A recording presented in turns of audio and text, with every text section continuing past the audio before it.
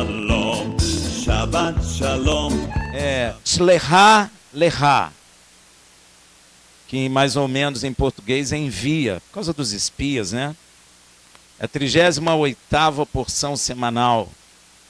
Ela vai de Números 13, 1 a 15, 41, a porção dos profetas, Josué 2, 1 a 24, e a porção da Nova Aliança, Brit Hadashah, é Lucas 17, 1 a 18, 43. Essa paraxá, ela começa com o povo de Israel no deserto de Parã. E o Senhor ordenando a Moisés que enviassem homens a espiar a terra de Canaã. E Moisés separa 12 príncipes, um príncipe de cada tribo. E dentre eles foi escolhido da tribo de Judá, Calebe, e da tribo de Efraim, Oséias, ou Oxéia, filho de Num. Quem é ele? Para simplificar, para você não ficar aí pensando quem é ele, Josué. Foi Moisés que passou a chamar ele de Josué. E a palavra diz assim, lá em Números 13, 17 a 24. Enviou-os, pois, Moisés a espiar a terra de Canaã, e disse-lhe, subi por aqui para o Negev. Negev, eu não sei, vocês sabem, é o deserto que fica ao sul de Canaã, né? Negev. E penetrai nas montanhas e vede a terra, que tal é, e o povo que nela habita, se é forte ou fraco, se pouco ou muito. Que tal é a terra em que habita, se boa ou má? Que tais são as cidades em que habita, se arraiais ou fortaleza? Porque hoje nós vemos se a cidade é pequena ou grande. Naquela época era se era um arraial ou se é uma grande fortaleza, se tem exército, se é cercada, se não é cercada. Porque melhor era morar em cidade cercada, claro. Amém? E que tal é a terra, se gorda ou magra, se nela há árvores ou não, e esforçai-vos e tomai do fruto da terra. Ora, a estação era das uvas temporãs.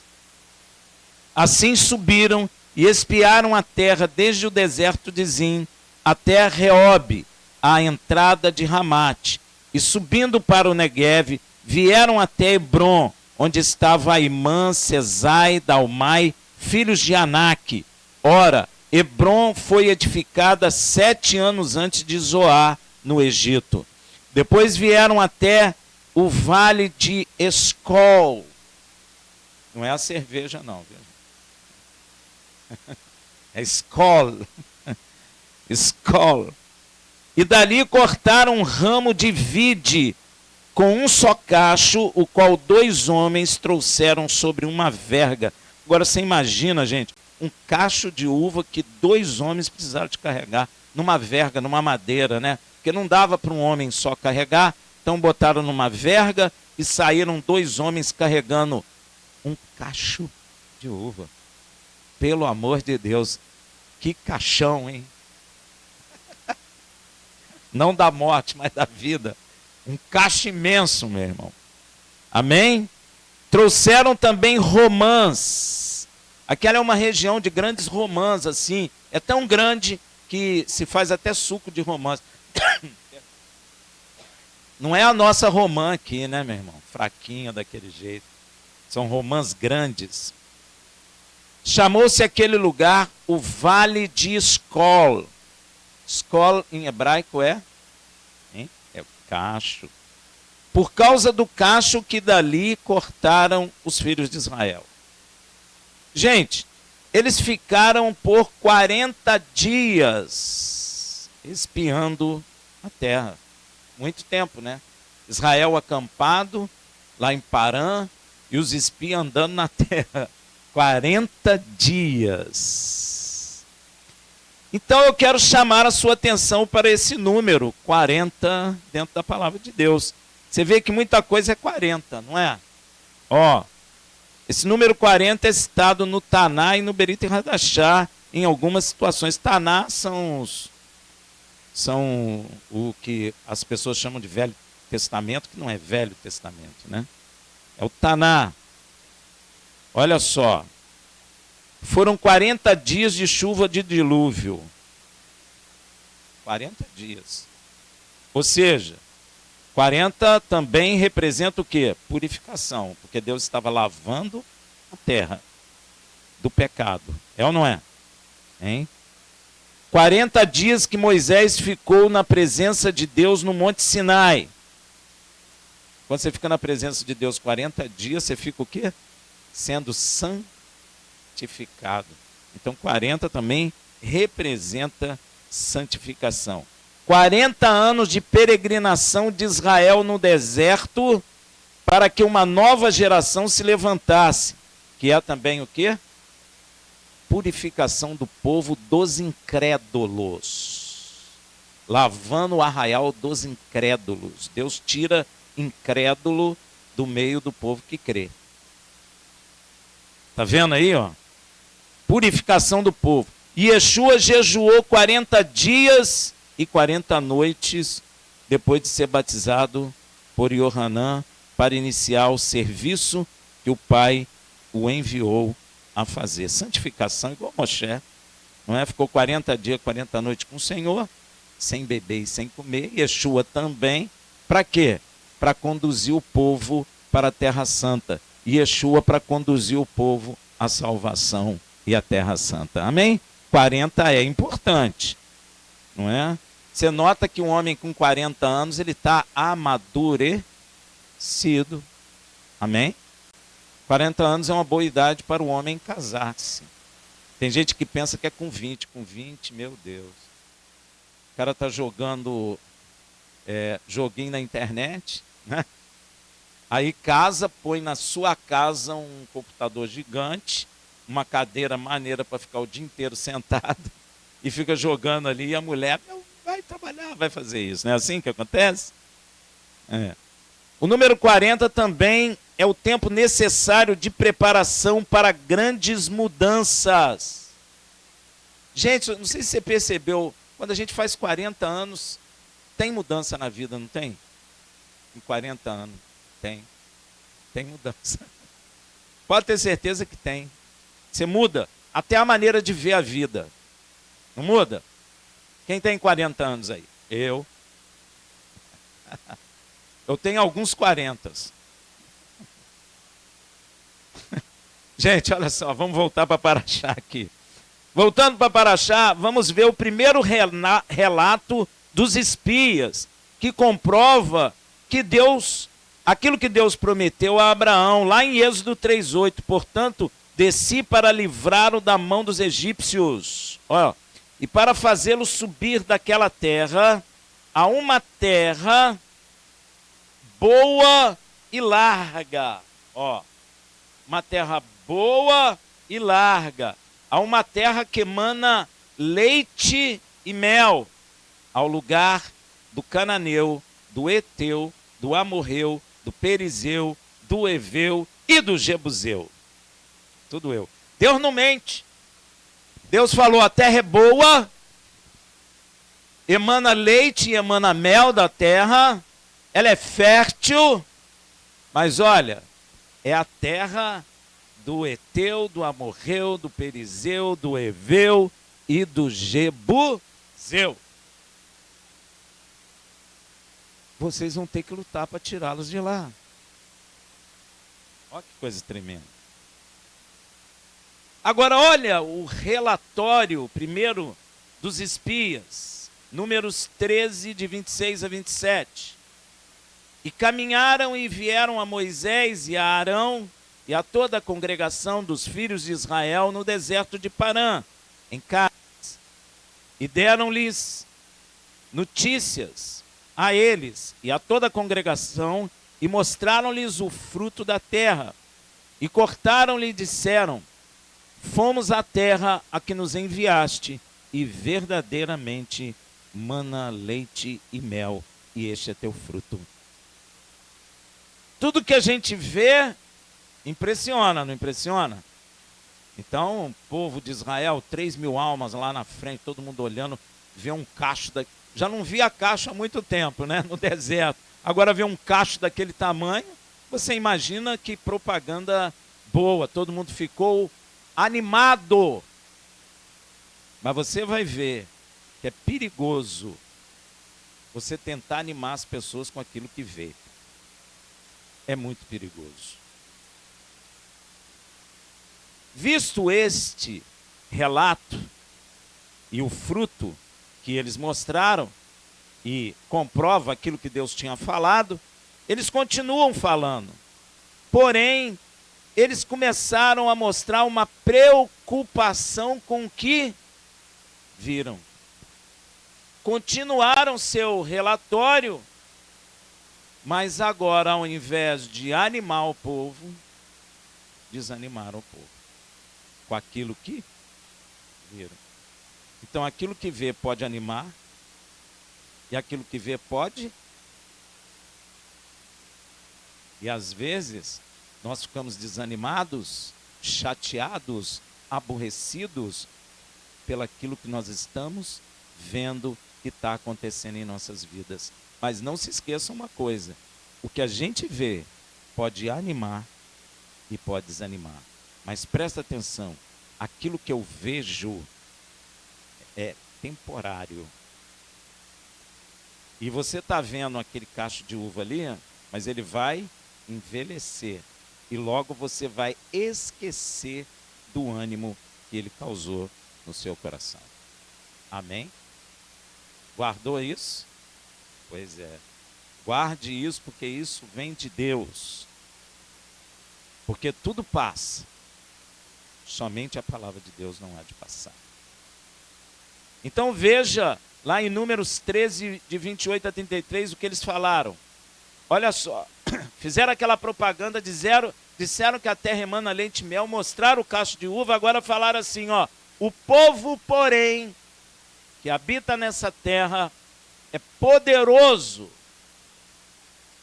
e as cidades são fortificadas e muito grandes. E também ali vimos os filhos de Anak. Cara, filho de Anak, os caras eram gigantes, fortes. E vai dizer aqui que eles se pareciam como gafanhotos perto deles. Ó, os amalequitas habitam na terra do sul, e os heteus e os jebuseus, e os amorreus habitam na montanha, e os cananeus habitam junto do mar, e pela margem do Jordão. Então Caleb fez calar o povo, perante Moisés e disse: certamente subiremos e a possuiremos em herança. Caleb já percebeu que a coisa ia ficar estreita, ele interviu e falou: cala todo mundo aí, diante de Moisés, hein? Certamente subiremos e a possuiremos em herança. Você começa a perceber que Caleb é um que não está preocupado com aquilo que viu, não está empolgado com o cacho de uva, não está preocupado com o tamanho das cidades, nem com o poderio do povo que habita lá. Ele não está preocupado com isso. Quantas vezes você ficou preocupado na sua vida com as coisas que você tem visto? Pois é, isso é um defeito que nós temos.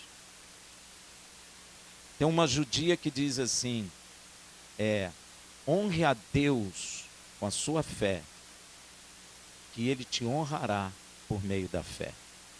É verdade.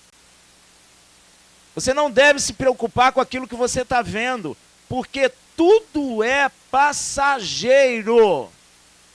O carro bonito, ou o emprego que abriu porta, ou a roupa nova que você comprou, tudo vai passar. A única coisa que não passa é a palavra de Deus, por incrível que pareça.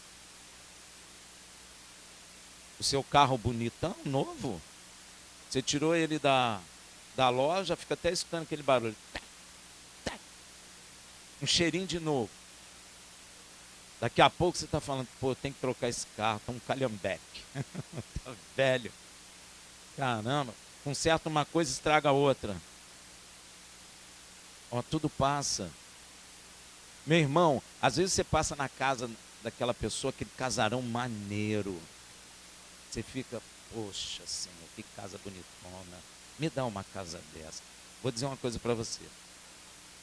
Todo dia ele está fazendo manutenção naquela casa para ficar daquele jeito. O dia que ele parar, você vai olhar e vai falar, poxa, que casebre. Não quero nem isso aí. É ou não é? Pois é, meu irmão. Tudo passa. Tudo passa. Você está vendo?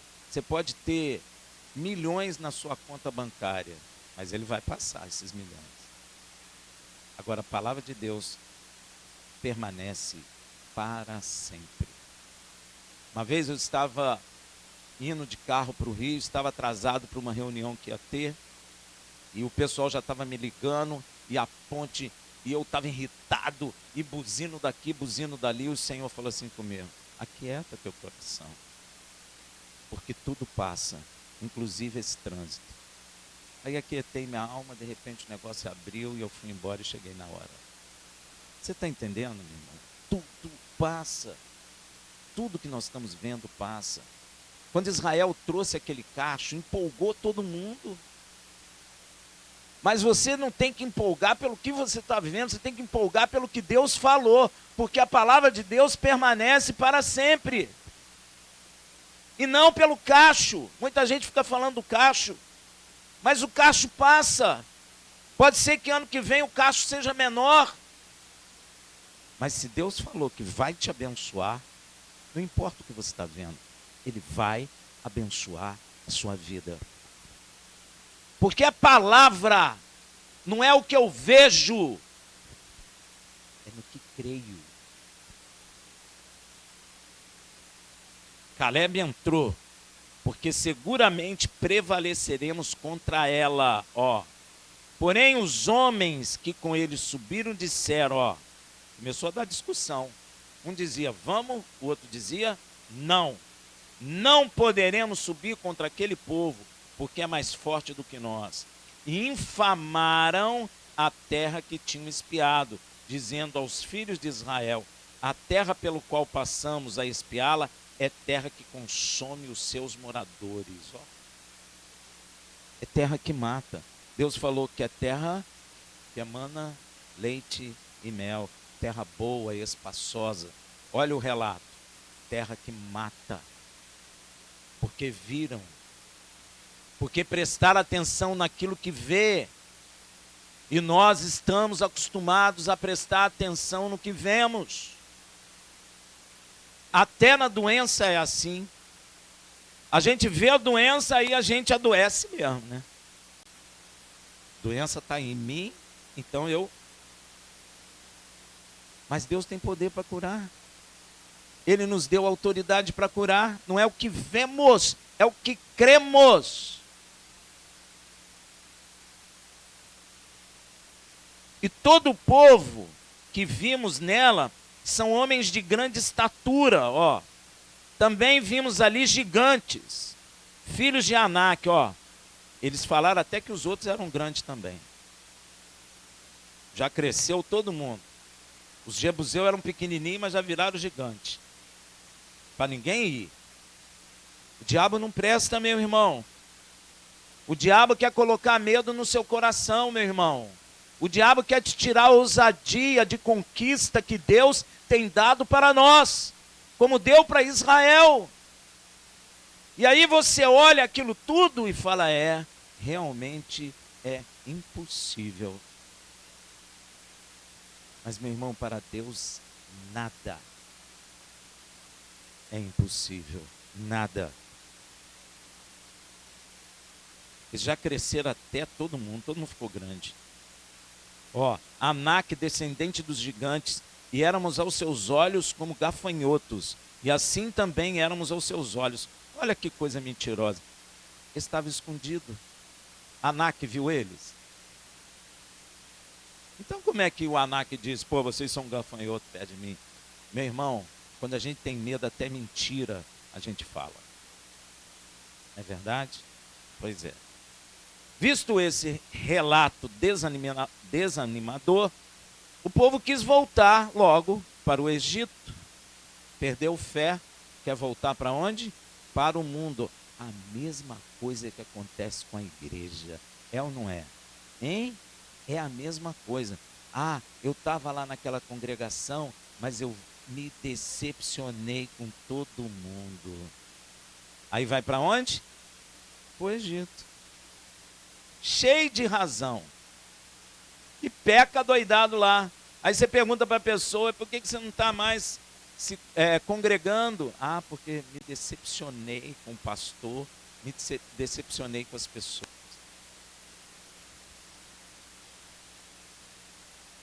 Pois é, mas Yeshua te decepcionou? Yeshua morreu por você? Não, mas me decepcionei com as pessoas. Dá vontade de perguntar assim, será que as pessoas se decepcionaram com você? Cuidado, gente. O diabo, ele faz essas coisas para você o quê? Perder a fé e ir para onde? Para o Egito. Voltar de onde você veio. Volta para o mundo. E cheio de razão. E aí vai ser condenado. Não é, meu irmão? Visto esse relato desanimador, o povo quis voltar para o Egito. Esqueceu-se das promessas e das maravilhas que Deus operou em favor deles. Esquece tudo, cara. Quando a gente fica aí com esse desânimo, meu Deus, eu não aguento mais. Eu me decepcionei, aí começa o quê? Nem lembra das promessas de Deus. Mas Deus não me fez promessa. Como assim não fez? Uma delas é te dar vida eterna. Como que não fez? Se você está agregado a Yeshua, todas as promessas que Deus fez ao pai Abraão vêm sobre suas vidas. Como que não? Como que Deus não te fez promessa de comer do bem dessa terra, de andar nas alturas da terra? Como que Ele não fez? Entrega teu caminho a mim, confia em mim, eu tudo farei. Não é? Como que Ele não fez promessa? Um monte de promessa. Não lançarei sobre vós as pragas do Egito. Tem um monte de promessa, meus irmãos. Parar aqui, a gente nem vai ter tempo de tanta promessa que tem. Sua mulher será fértil, e etc, e etc. Seus filhos, aonde colocar a planta do seu pé, será abençoado. Onde colocar a sua mão, prosperará. Tem um monte de promessa, porque você não lê a Bíblia. Pois é, emprestará, não tomará emprestado. Porque andeis ansiosos. Deus sabe do que você necessita. Buscai o reino do céu e a sua justiça, e as demais coisas, o seu carrão, sua casa, as demais coisas lhe serão, olha, não é dada não, é acrescentadas. Você não vai buscar não, elas vêm até você. Igual um trenzinho, se você confiar em Deus, você é a locomotiva que não tem trem nenhum. Se você confiar em Deus, daqui a pouco você vai olhar para trás, está cheio de trem engatilhado em você. Cheio de vagões agregado a você. Porque Deus faz. Porque Deus é poderoso para fazer. Deus é poderoso para inclinar o coração até de quem nem conhece Ele. Se vocês andarem nos meus caminhos, eu farei que até os vossos inimigos tenham paz convosco.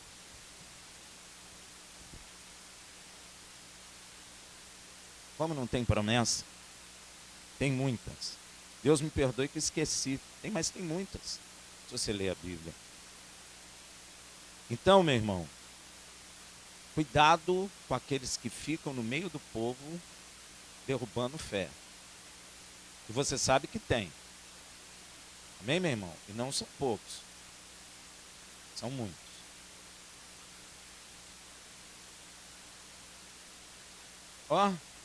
Pois é. Você quer sentar em trono? Não é do banheiro não, em trono mesmo. Hein? Quer? Quer sentar? Isso é uma promessa, meu irmão. Olha só, vou dizer uma verdade para vocês. Nós nunca pensamos em ser rei.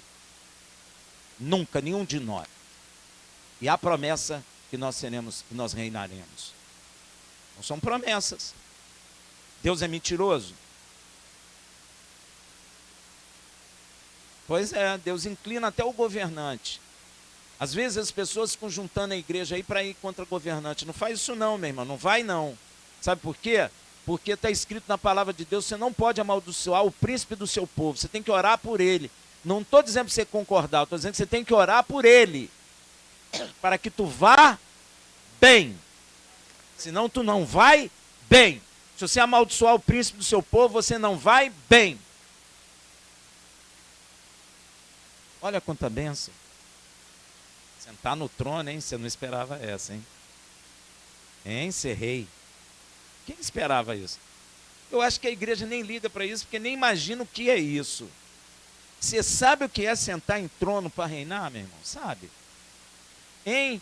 Sabe o que vai acontecer? As nações se prostrarão diante de você. Já parou para pensar nisso? Hein? Mas não é porque você vai mandar, não. É porque eles vão olhar você e vão ver a autoridade de Machia em você. Eles vão chegar perto de você, ó. Senhor, o que tu deseja? Uma aguinha gelada, por favor. Ué, eles vão correr para trazer. Já parou para pensar nisso ou não? Eu às vezes fico pensando. E vocês estão errados por não pensar. Porque nós somos preparados para sermos reis e sacerdotes. O que significa isso, gente? Ó, rei é que vai governar homens. Sacerdote é que vai diante de Deus oferecer holocaustos, louvores e tudo que Deus nos pede. Ó, manjares. Então você vai ficar entre Deus e os homens. Que é a função de quem? Você já parou para pensar nisso, meu irmão? Ou você está pensando no salário do mês que vem? Hã? Pois é assim que tem que pensar. Sentir, né? O coração. Deus cuida de mim. Amém? Ó. Eles esqueceram de tudo, meu irmão. Quando a gente tem medo, tem uma coisa que eu tenho visto na igreja acontecer. O homem começa a buscar ajuda do homem. É ou não é? Israel fez a mesma coisa e Deus falou assim: ai de vós que desce ao Egito buscando ajuda naquele faraó que é uma, como é que ele fala? Uma madeira queimada que fura a mão daqueles que apoiam nele. Hã? Galho seco. É. Olha só, e a igreja tem feito isso. Não, tem que votar porque eles, se não votar nele, vai impedir da gente ter louvor alto, etc, etc. Gente, a gente vai para a garagem. A gente vai para, sei lá, para as montanhas, para o buraco lá da caverna. A gente continua adorando a Deus. Pois é, também. Vamos para o Pico do Novo México. Isso não importa. Porque quem nos dirige é Deus. Se Deus quiser fazer cair diante de nós, cai todo mundo, meu irmão. Não foi assim com o profeta? Se eu sou homem de Deus, caia fogo e te consuma, tu e teus 50. Vup! Pronto. Mas a gente fica com medo. Ficamos com medinho. E justificamos o medo. Israel justificou o medo.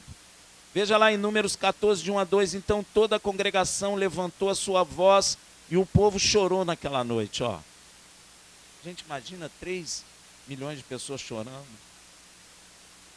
Imagina aquele povo todo resmungando e Deus ouvindo, meu Deus. Ah, vou dar o raio. Aí Yeshua, não, Senhor, segura aí. É, porque Deus falou para Moisés, não falou? Deus falou, Moisés, vamos fazer um trato aqui, eu e ti. Conta para ninguém não, destrua esse povo todo e faço de ti uma nação mais poderosa do que essa. Moisés deve ter dormido uns 5 meses pensando, meu Deus. Mas Moisés intercedeu. E Moisés tipifica quem? Então Yeshua falou, Senhor, faz isso com eles não, segura aí um pouquinho. Quem sabe não vai sobrar alguém lá. Então toda a congregação levantou a sua voz e o povo chorou naquela noite. E todos os filhos de Israel murmuraram contra Moisés e contra Arão. Gente, quando a gente perde a fé, murmura. Murmura ou não murmura? Vou perguntar, quem já murmurou aí? É melhor dizendo, é quem não murmurou. Não vai aparecer um. Gente, nós temos que mudar. Não temos que ficar murmurando porque a coisa ficou difícil. Nós temos que glorificar a Deus. Veja Paulo e Silas. Meu irmão, Paulo cheio do Espírito, meu irmão. Falando assim com toda a ousadia, foram lá e meteram ele e o Silas na cadeia. E seja lá o que for, botaram ele no fundo da cadeia. Você imagina o que é isso? Lá de meia em meia hora tinha passeado para passear no sol.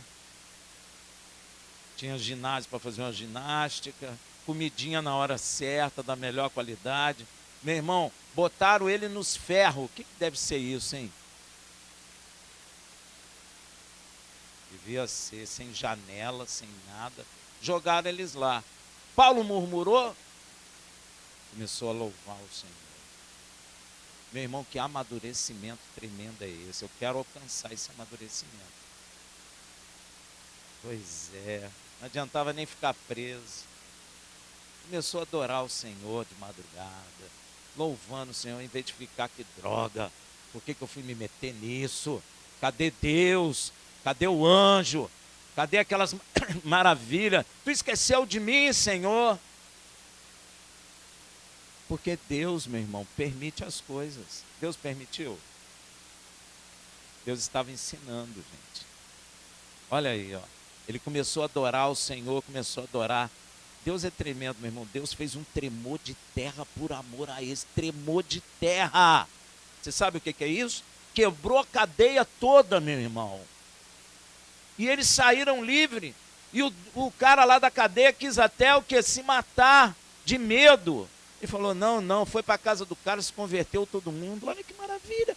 Deus às vezes quer fazer isso com você, mas você já começa a murmurar. Como é que ele vai fazer? Ele não faz, meu irmão. Ele vai arrumar outro para fazer. Você está entendendo? Não murmure, meu irmão. Cante um louvor, um hino a Deus. Deus tem poder para curar, para transformar, para mudar a sua vida agora, se tu crer. Deus não tem nada que possa impedir ele. Nós estávamos louvando aqui, eu estava meditando nisso, todo mundo louvando que o nome de Yeshua é sobre todo nome. Não é? Você não está falando isso? Você está cantando só porque é bonitinho ou porque você crê? Então o nome de Yeshua está sobre o presidente da república, sobre os ricos da terra, que você acha que eles são poderosíssimos, que eles fazem o que querem. O nome de Yeshua está acima deles. Yeshua tem poder sobre todos os homens. Ele disse, toda autoridade. E você sabe que a autoridade é maior que o poder? Toda autoridade no céu e na terra foram me dados. Ele tem autoridade sobre todos os demônios na terra. Se você for no centro espírita, todos eles sabem disso. Todos os demônios sabem que Yeshua, o Filho do Deus Altíssimo, tem autoridade sobre eles, tem autoridade sobre todas as nações na terra, tem autoridade sobre todos os anjos do Senhor. Porque o próprio Pai lhe deu. E você cantou aqui que o nome dele está sobre todo o... Você crê nisso? Então agora, em vez de murmurar, canta um hino de louvor a Deus e ao seu Filho. Então, murmuraram contra Moisés e Arão coitado de Moisés e Arão. Você vê como que o objetivo, isso aqui demonstra que o cara, quando está reclamando dele, é porque não está vendo Deus. Você concorda? Porque Moisés e Arão estão fazendo o quê? A vontade de... Mas o cara está murmurando contra Moisés e Arão. Ou seja, não está vendo nem Deus mais na história. E toda a congregação lhe disse, quem dera Gente, cuidado com a boca. Quem tem agulha em casa? E linha grossa? Costure a boca. É melhor doer, mas costura. Olha o que eles estavam dizendo, ó. Quem dera tivéssemos morrido na terra do Egito. Gente, não fala isso. Pô, isso aqui é... Olha só, ou mesmo neste deserto. Deus tinha dito o quê quando eles saíram do Egito? Não, nunca mais vocês voltarão ao Egito. Então esse pedido Deus não vai atender. Quem dera tivesse morrido no Egito, porque Deus podia levar eles para lá e deixar eles morrer lá. Mas isso não é uma alternativa, mas eles deram outra. Mesmo neste, o que aconteceu com aquela geração? Cuidado, hein? Cuidado com a sua murmuração, porque Deus não vai contra a palavra dele. Ele disse que Israel nunca mais voltaria para o Egito. Então, olha, ele deve ter dito assim, povo, eu vou matar vocês mesmo, mas não vai ser no Egito, não. Vai ser no deserto. Rebelião total. E depois dessa rebelião, certamente eles não voltarão ao Egito como desejaram, mas serão mortos no deserto exatamente como pediram. Sabe por quê? Quem não crê, meu irmão, morre. E vai morrer. Ouviu? Quem não crê, vai morrer. Tem alguns irmãos que falam que tudo que eu falo eu digo, vai morrer? Vai mesmo. Porque a palavra diz que vai. E é isso que acontece. Essa geração viu coisas que nenhum de nós viu. Essa geração viu milagres. Essa geração viu a operação do braço forte do Senhor em benefício a eles. Essa geração viu a transformação das águas no Egito em sangue. Viu a invasão de rãs, piolho, mosca. Viu morte do gado, chaga, chuva de pedra e saraiva, nuvem de gafanhoto, trevas espessas e morte dos primogênitos do Egito. Por fim, viu uma coisa maravilhosa. O Mar Vermelho se abriu e esta geração inteira passou em pé seco.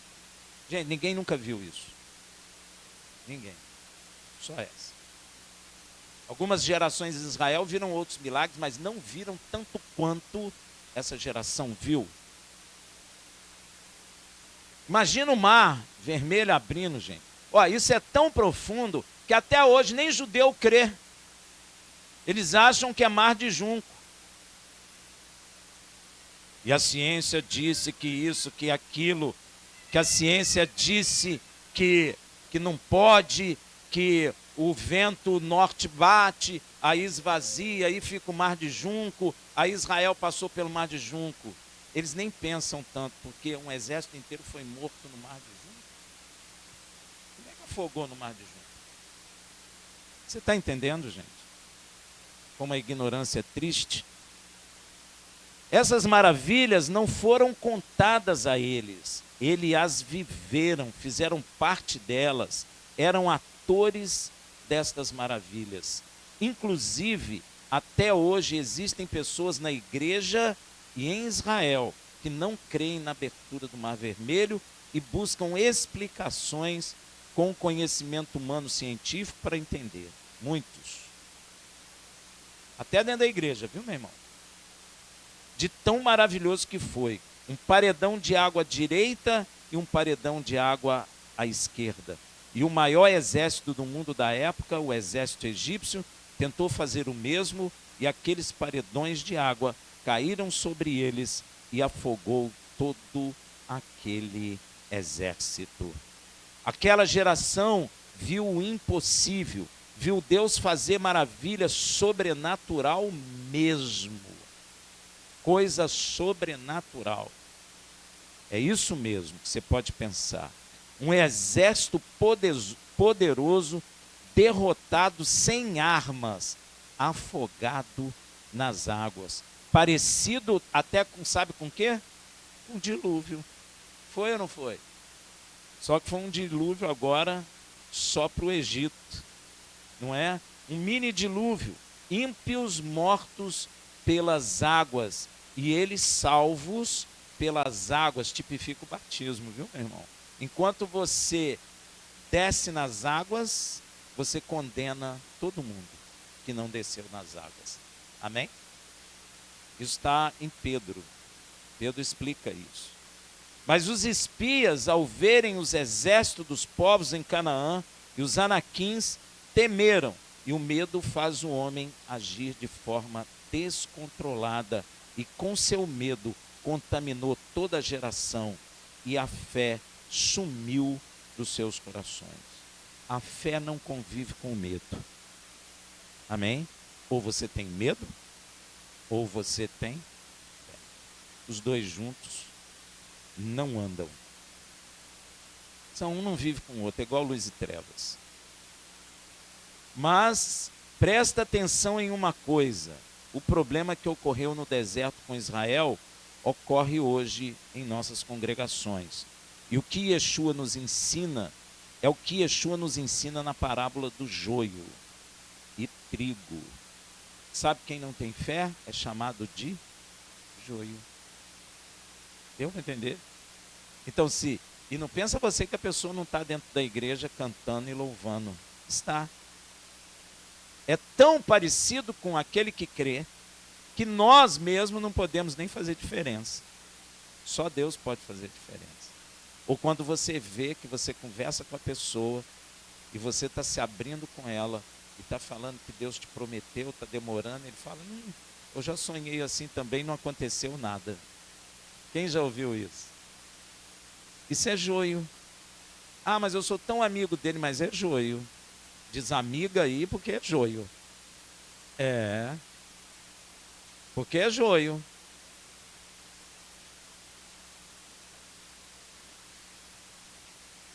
Olha, é bem provável que não. Agora, existem pessoas que recebem e acabam se tornando joio. Mas joio em si, não. Então, vê, o joio e trigo, em Mateus 13, 24, 30, propôs-lhes uma parábola dizendo, o reino dos céus é semelhante ao homem que semeou boa semente no seu campo. Mas enquanto os homens dormiam, veio o inimigo dele, semeou o joio no meio do trigo. Você vê que é o homem que dorme, ó. O homem dormiu, vem o inimigo e faz o quê? E retirou-se. Quando, porém, a erva cresceu e começou a espigar, então apareceu também o joio.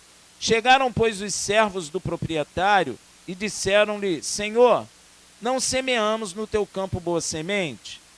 De onde, pois, vem o joio? Respondeu-lhe, algum inimigo é quem fez isso. Ó. E os servos lhes disseram, queres, pois, que vamos arrancá-lo? Ele, porém, disse, não, para que, ao colher o joio, não arranquei com ele também o trigo, porque nós não sabemos fazer a diferença de quem é joio e de quem é trigo dentro das congregações. Amém, meu irmão? Nós não sabemos, só quem sabe é Deus. Nós não, por isso que ele falou, não arranca agora não. Você pode arrancar o joio, mas pode arrancar o trigo. Eu não quero que você arranque o trigo. Deixa crescer ambos juntos até a ceifa. E por ocasião da ceifa, que é o final do mundo, direi aos ceifeiros, que são os anjos, ajuntai primeiro o joio e atai-o em molhos para o queimar. O trigo, porém, recolherei-o no meu celeiro. Quando Yeshua voltar, vai descer juízo, e quando nós formos arrebatados, é a colheita do trigo. Amém? Só Deus pode fazer isso. Os joios são aqueles que estão no meio da congregação, aproveitam das bênçãos, veem as maravilhas, mas de fato mesmo não creem. Você consegue lembrar de Judas, o que entregou Yeshua? Meu irmão, Judas andou com Yeshua quanto tempo? Viu tudo. viu Yeshua andando sobre as águas, viu Yeshua repreendendo a tempestade, tudo parando, viu Yeshua ressuscitando mortos, viu Yeshua curando o leproso, expulsando demônios, viu tudo isso. E o que adiantou? Ele viu, mas ele não tinha o quê? Fé. Por isso nós temos que tomar muito cuidado. Nós precisamos ser trigo, ter fé dentro do nosso coração. O joio, gente, aproveita de tudo, bênção, vem as maravilhas, mas de fato não tem fé. Você, lembrando de Judas, é uma figura muito clara. Ele viu Yeshua fazer maravilha, muitos milagres, ressurreição, várias curas, viu Yeshua andar sobre as águas, viu Yeshua repreendendo a tempestade, no entanto, não creu nele. Fez o quê? O entregou. O joio, quando vê a perseguição, as dificuldades por causa do reino de Deus, ou seus interesses pessoais são frustrados, logo entram em desespero e largam tudo e querem retornar para suas origens, de onde Deus os tirou. O que hoje falamos, querem voltar para o mundo. O joio faz isso. Quantas vezes eu ouvi pessoas dentro da igreja dizer assim: se Deus me der, eu faço. Se Deus não me der, eu não faço. Senhor, eu estou pagando dízimo, o Senhor tem que me dar. Ouvi muita oração assim. Quem já ouviu? Muitas vezes. Isso é joio. Isso é joio. Primeiro que você não paga dízimo, você dá o que é de Deus. Segundo que não é assim, se tu fizer eu faço. Escambo agora? É troca? Pois é. Mas eu posso dizer assim, Senhor, se o Senhor fizer eu faço. Fala sério. Ele me salvou, não fiz nada para ser salvo. Então, essas questões refletem o que tem dentro do coração. Nada. Interesse pessoal, interesse material. Está cheio de gente assim, seja pastor, até profeta. Lembra de como é que ele chama? Balaão recebeu o Rua Hakodesh, o selo, ele recebeu. Ele tinha visões de olhos abertos, Deus falava com ele direto, e o coração dele estava voltado para onde? Era um joio, Deus mandou matar. Pois é. O joio, quando vê a perseguição, ele corre. Por isso Israel quis voltar para o Egito. Gente, uma geração de joio. Não era trigo. Sabe quanto de trigo tinha? Quantos?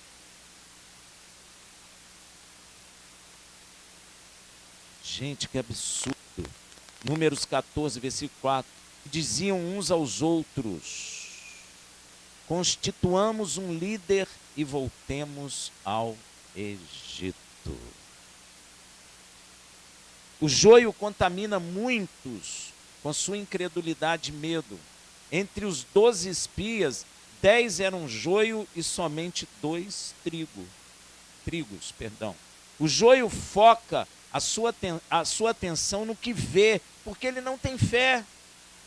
Então ele só pode olhar, ele só pode esperar no que ele vê. Por isso ele é joio. É naquilo que vê. Às vezes é irmão da gente de sangue, às vezes é pai, é mãe, é vizinho, é gente dentro da própria igreja. Eles se baseiam naquilo que vem, não naquilo que esperam.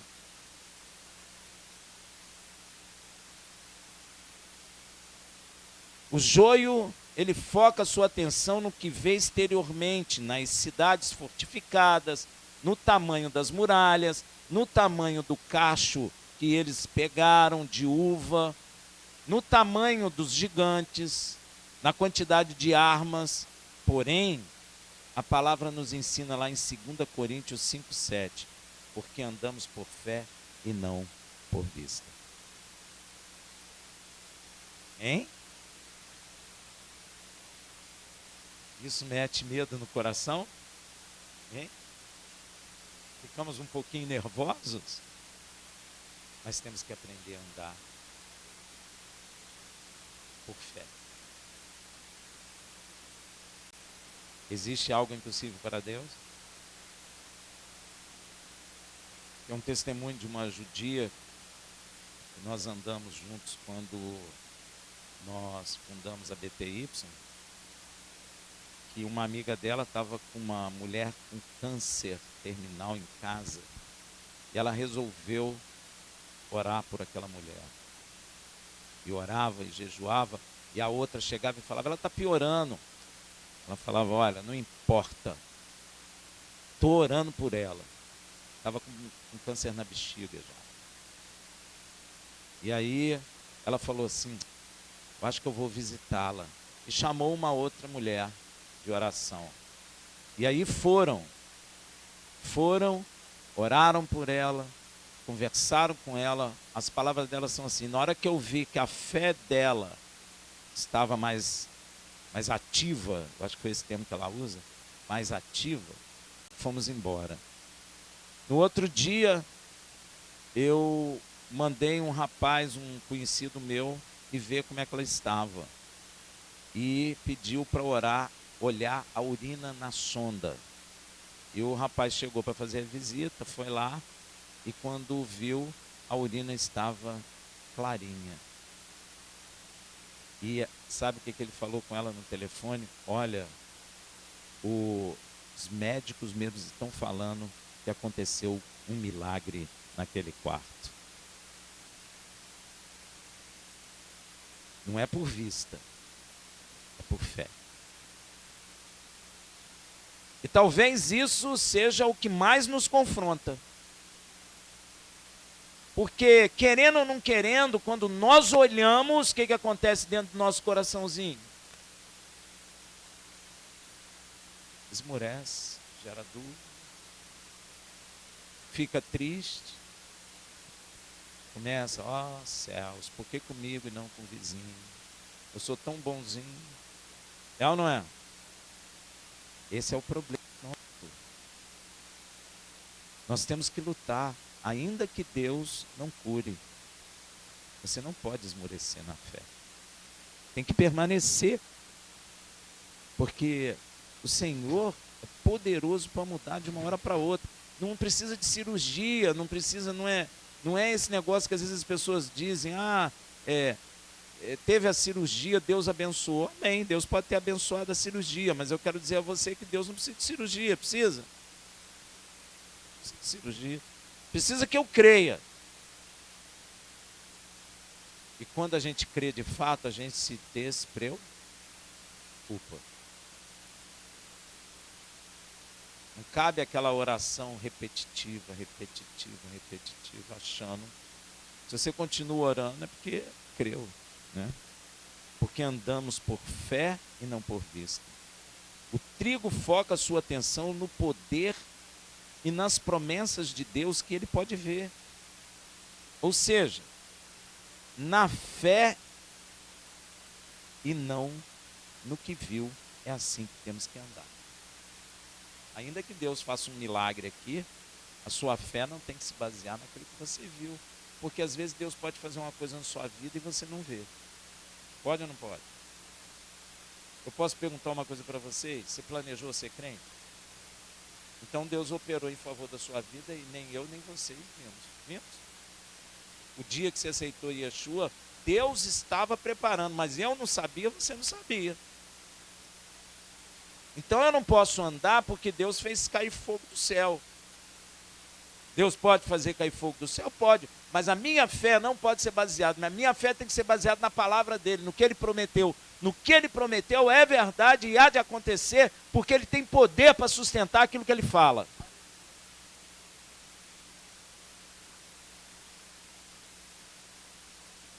Temos que amadurecer.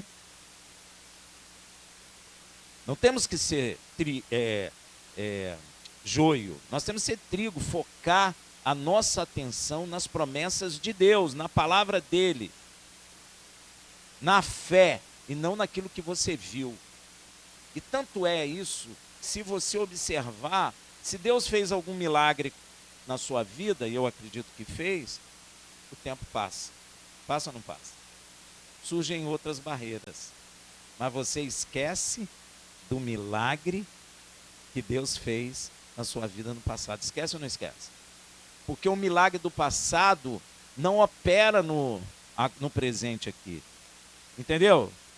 Ele não opera. Então você começa o quê? A esmorecer porque você não está vendo. Mas você não sabe o que Deus está fazendo agora em favor das nossas vidas. Você sabe?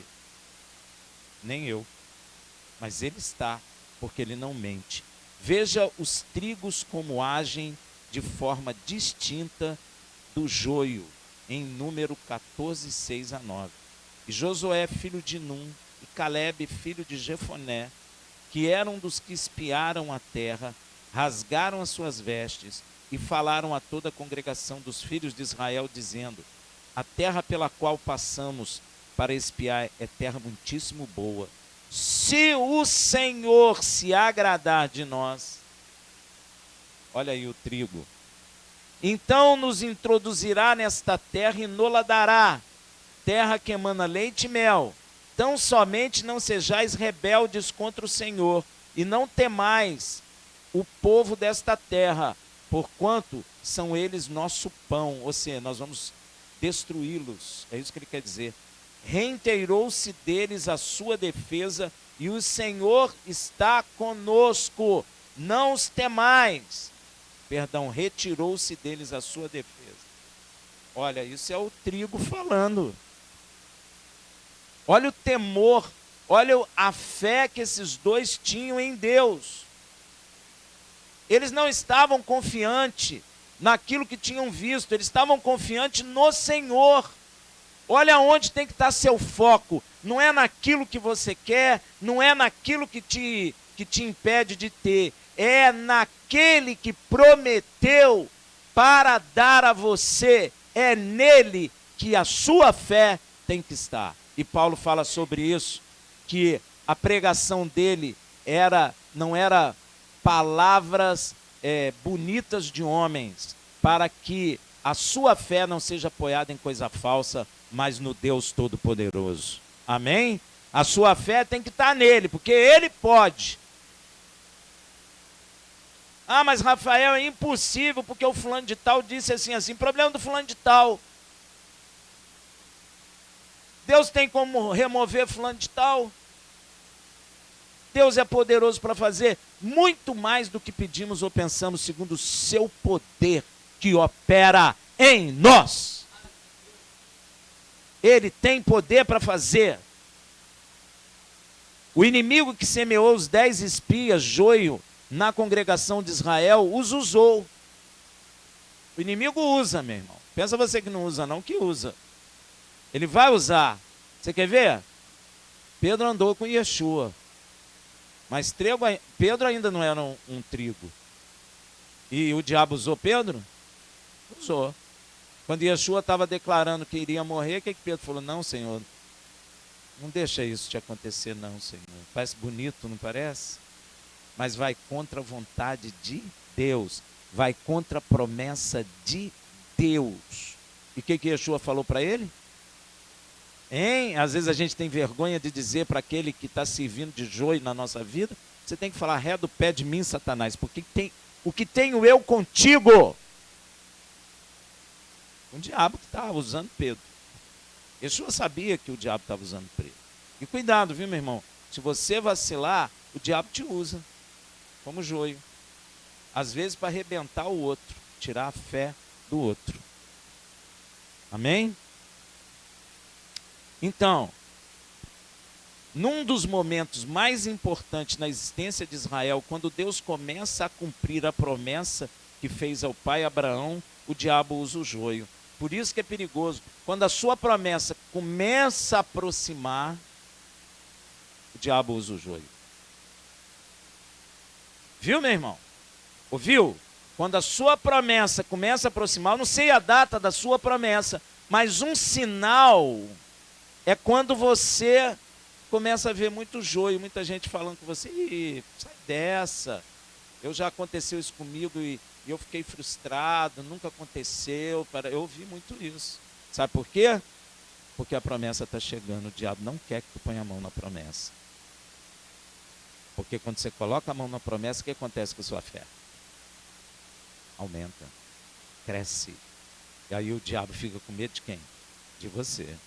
Não é você que tem medo dele, é ele que tem medo de você. Diga, não sou eu que tenho medo do diabo, é ele que tem medo de mim. Amém, meu irmão? É ele que tem medo de mim. Veja Gênesis 12, de 1, 3. Ora, o Senhor disse a Abraão: sai-te da tua terra, da tua parentela e da casa de teu pai, para a terra que eu te mostrarei. Eu farei de ti uma grande nação, abençoar-te-ei e engrandecerei o teu nome, e tu ser uma bênção. Abençoarei os que te abençoarem, amaldiçoarei aqueles que te amaldiçoarem, e em ti serão benditas todas as famílias da terra. Quando isso iria acontecer, entrou o joio na história. Atrasou o tempo da bênção 40 anos. Aquela geração poderia ter entrado. Aquela geração poderia ter comido do bem da terra. Aquela geração poderia ter visto mais e mais milagres na vida deles. Mas o joio impediu. Meu irmão, cuidado, que o joio pode ser parente, que o joio pode ser alguém da igreja. Tem que ter cuidado. Amém? Todas as pessoas que são chamadas por Deus e carregam as promessas de Deus têm que ter consciência de quando as promessas de Deus começam a se cumprir em suas vidas, o inimigo levanta o joio que semeou para confundir e tirar a fé e a esperança daquele que recebe a promessa. É certo, pode ser até teu filho, teu marido, tua esposa, teu vizinho, amigo de trabalho e até pessoas dentro da igreja. O joio induz as pessoas a voltarem suas atenções e gastar suas energias nas circunstâncias exteriores que não podem ser mudadas. É isso que o joio faz, porque o joio não enxerga a fé. O joio só enxerga isso aqui, ó. O que é palpável. É isso que ele enxerga. Então ele te puxa para onde? Você está enxergando coisa espiritual, ele te puxa para baixo. E se tu não vigiar, tu entra na dele. Tu entra porque você é carnal ainda. Nós somos carne ainda. Então se nós não vigiarmos, ele puxa. Que não podem ser mudados pelo homem para esmurecer na fé. Inclusive, quando não tem joio por perto, o inimigo então apresenta coisa semelhante à promessa de Deus para nos confundir e não alcançarmos aquilo que o Senhor bondosamente nos prometeu. Olha só, se ele não conseguiu semear joio nenhum, então ele traz uma coisa parecida com a promessa. E geralmente ele atraz quando você está prestes a receber a promessa. Eu sou testemunha disso. Deus prometeu a minha esposa, quando estava próximo, apareceu um monte. Apareceu um monte. Apesar de, na minha caminhada, teve joio também. Ih, Rafael, esse negócio de sonhar com a esposa. Por que Deus daria a você e não daria a mim? Eu falei, ela. Falou assim para mim. É joio. E te derruba. Se você não estiver vigiando, você vai pensar o quê? Por que ele está na igreja há tanto tempo, Deus não deu ele, vai dar logo a mim, eu que estou entrando agora? Eu pensei isso, tive que orar, jejuar, para pedir a Deus misericórdia, para continuar. Então isso, meu irmão, é extremamente perigoso. Eu não estou falando porque eu acho, eu estou falando porque é assim. E às vezes o joio está do teu lado e é teu amigão. Eu gosto tanto desse joio, já vi muita gente, vai, cuidado, hein? Cuidado, porque na hora que você for receber, o diabo usa. E meu irmão, o diabo não tem misericórdia. Ele não tem misericórdia. Ele vai te derrubar mesmo. E aí você vai ficar com uma dificuldade tremenda, porque você é muito amigo da pessoa, Aí você começa a ter o quê? Dificuldade até de romper com aquela amizade. Exatamente como ocorreu com Yeshua. Não foi assim que ocorreu com Yeshua? Na tentação no deserto? Ele estava só, não havia joio, então o diabo mesmo oferece a Yeshua todos os reinos da terra. Não é isso que Deus deu a Yeshua? Deus me deu autoridade dos céus e da terra sobre todas as nações. O diabo não é bobo. Chegou e falou para Yeshua lá em João 18:37, perguntou-lhe, pois, Pilatos, logo tu és rei? Respondeu Yeshua, tu dizes que eu serei. Eu para isso nasci, e para isso vim ao mundo, a fim de dar testemunho da verdade. Todo aquele que é da verdade, ouve a minha voz. Então, se ele nasceu para ser rei, o que o diabo vai dar para ele? Reinos. Tinha joio perto dele? Até tinha, mas só que Yeshua tem discernimento. Lembra de Pedro? Ré do pé de mim, Satanás. E tanto Pedro era joio, que Pedro, quando apertou as coisas, o que ele fez? Blasfemou e partiu fora. Mas Yeshua teve. Você sabe quando Yeshua teve misericórdia dele? Você sabe o momento? Pensa um pouquinho que você sabe. Ali ele já estava sendo joerado. E Yeshua falou assim, olha, Satanás está pedindo você joeirar, mas eu tenho rogado ao Pai por ti.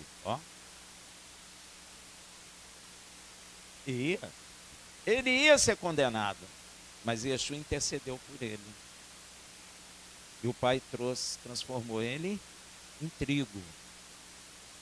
Porque é Deus que cria o joio e cria o trigo. Sou eu que crio o mal, que crio o bem. Sou eu que crio as trevas, sou eu que crio a luz. Então o que Satã faz? Promete coisa muito parecida com a promessa de Deus. Veja lá em Lucas, se Yeshua nasceu para ser rei, então ele não pode oferecer para Yeshua, sei lá, um carro zero. Yeshua não nasceu para ser motorista, não é? Ele vai dar aquilo que é o quê? Parecido com aquilo que Deus prometeu. A promessa está feita. Então eu vou te dar o reino. Aí, Lucas 4:5-8. Então o diabo levando-o a um lugar elevado, mostrou-lhe num relance todos os reinos do mundo. Até o Brasil estava na jogada, viu, gente? Yeshua viu o Brasil, viu o Uruguai, Paraguai, Argentina, Estados Unidos, Canadá, Europa inteira, África inteira, Ásia inteira, inclusive Israel. Ele mostrou num relance espiritual, né? Ele viu todos os reinos. E disse, dar-te-ei toda a autoridade e glória deste... Gente, exatamente o que Yeshua falou. Eu recebi toda a autoridade dos céus e na terra. Aí, eu lhe dou. Então é sinal. Ele está mentindo? Ele tem autoridade sobre os reinos da terra, viu, gente? Rafael, democracia é de Deus. O americano espalhou isso. Não cai nessa não, viu, gente? Não é de Deus isso não. O homem governando, homem não é de Deus. É uma permissão de Deus.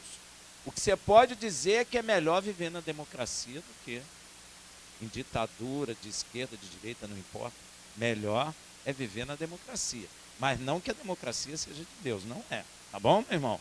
De Deus é Yeshua HaMashiach reinando sobre todos os povos, nações e línguas. Isso é de Deus. Amém? Olha só o que ele fala. E diz, dar-te-ei toda a autoridade e glória desses reinos, porque me foi entregue, e eu a dou a quem eu quiser. Você quer? Graças a Deus, hein? Senão a gente ia dar uma corrida no C já. Se tu... Olha a condição. Se tu me adorares, será toda tua. Que simples, hein? Era só ajoelhar e falar, eu te adoro. Pronto. Não ia sobrar um. Nós íamos ser condenados, né? E ele não seria o Mashiach, né? Porque ele sabe bem quem é Satanás, não é? Então, respondeu-lhe Yeshua. Ó, gente, luta com Satanás é palavra. Não adianta gritar, bater pé, orar em línguas. É palavra. É palavra. Copiou? Está escrito. O diabo tem que ouvir. Está escrito. Não adianta você falar, esqueci. Você não pode esquecer. Tem que falar, está escrito. Tem que viver o que está escrito. Porque existe um nível de guerra que é a palavra de Deus. Ó, Satanás está escrito e ele sabe. Porque ele conhece a palavra mais que a gente.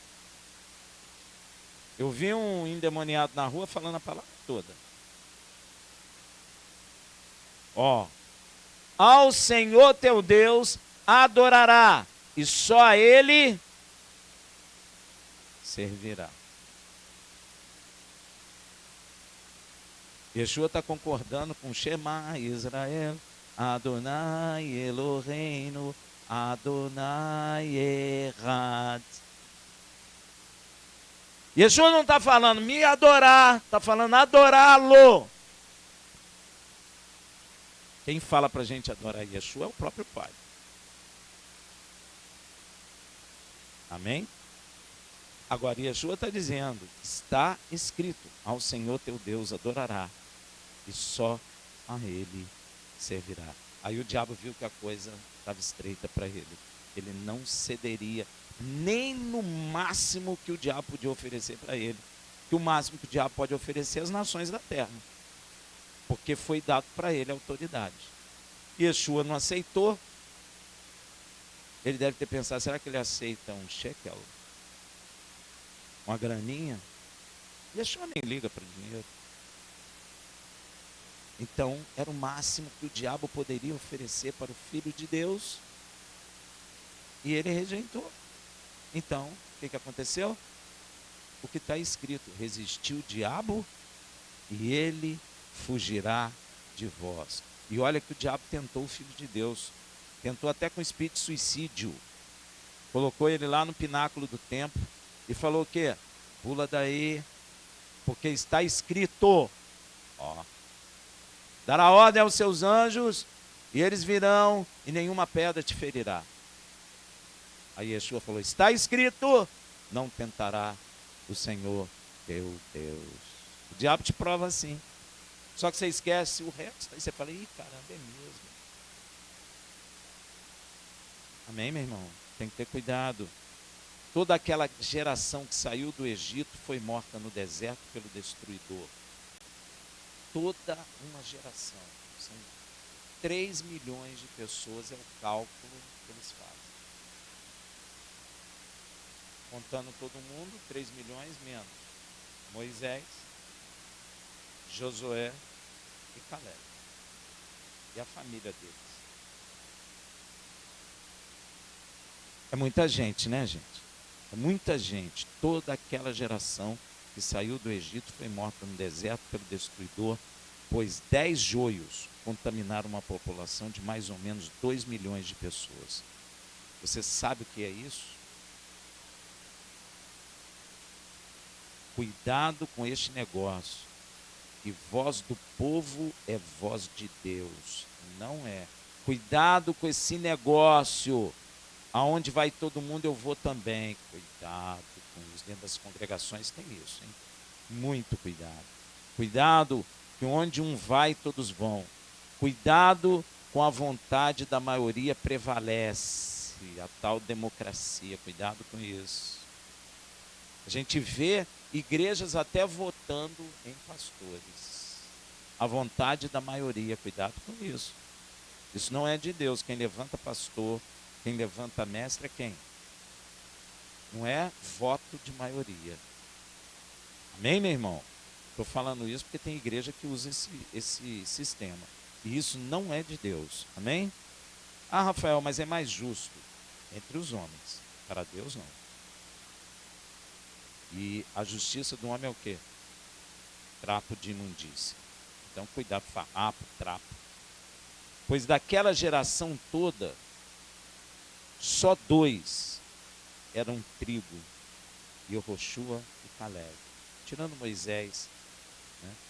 Os 2 não focavam suas atenções nas circunstâncias, nas cidades fortificadas, nem no tamanho dos gigantes, nem no armamento, nem no tamanho do cacho, nem no tamanho dos exércitos, que tanto impressionava, mas no poder e nas promessas de Deus. E isso se chama, em hebraico, emuná, fé, confiança inabalável em Deus. Por essa razão, Paulo escreve em 1 Coríntios 10, de 9 a 12: e não tentemos o Senhor como alguns deles o tentaram e pereceram pelas serpentes. E não murmurei como alguns deles murmuraram e pereceram pelo destruidor. Ora, tudo isso lhes acontecia como exemplo, e foi escrito para aviso nosso, para quem já são chegado os fins dos séculos. Para nós já é chegado o fim dos séculos. Aquele, pois, que pensa estar em pé, olhe para que não caia. Sabe o que o Paulo está dizendo? Se você está em pé e crendo, não murmure, não rejeite as coisas de Deus, não seja um rebelde, porque senão tu cairá. É por isso que ele fala, olhe para que tu não caia. Se acontece algo na sua vida que não é agradável, que não é bom, em vez de murmurar, você pode até chorar, mas depois do choro glorifica a Deus, porque Ele sabe todas as coisas. E a pergunta que eu quero fazer a você é a seguinte: você é joio ou trigo? Escolhe para a glória de Deus. Amém? Shabbat Shalom.